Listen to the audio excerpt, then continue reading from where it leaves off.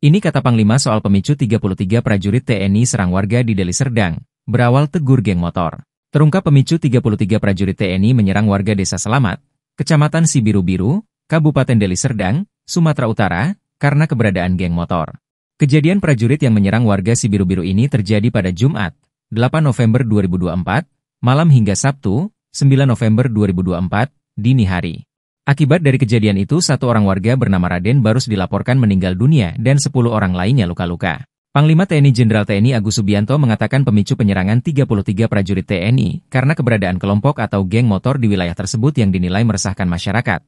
Sehingga prajurit TNI berinisiatif untuk menegur mereka. Jadi memang diawali oleh ya anak-anak muda kebut-kebutan pakai motor ditegur sama anggota. Karena kan mengganggu masyarakat, meresahkan masyarakat, mengganggu ketertiban di jalan, kata Panglima TNI di Lanut Halim Perdana Kusuma, Jakarta Timur, pada Senin, 11 November 2024, dikutip dari Kompas.com.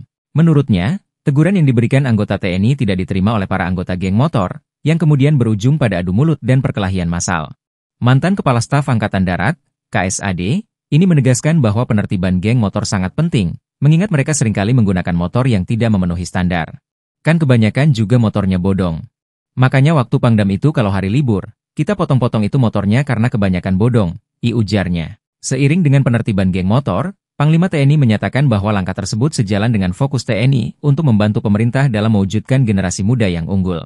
Terkait insiden di Deli Serdang, Panglima TNI menambahkan bahwa kasus ini sudah ditangani oleh Pangdam IBB, yang telah berkunjung menemui korban. Panglima TNI juga menegaskan bahwa pihaknya akan bertindak tegas terhadap prajurit yang terbukti melanggar hukum dalam kasus ini.